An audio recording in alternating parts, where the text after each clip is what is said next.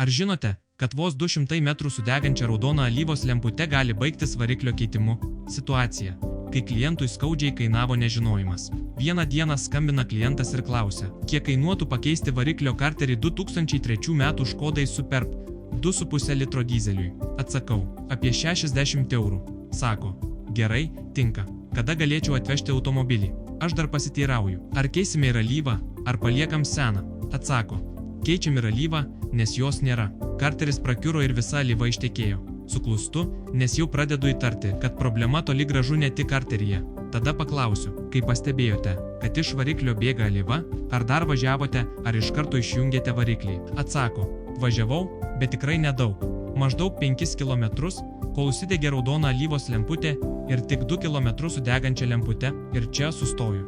Nes jei toliau važiuoji su degančia lempute, vos po keliolika sekundžių sugenda turbina, o po maždaug 200 metrų užkala ir variklis. Įvertinę situaciją kartu su klientu, priėjome prie aiškios išvados.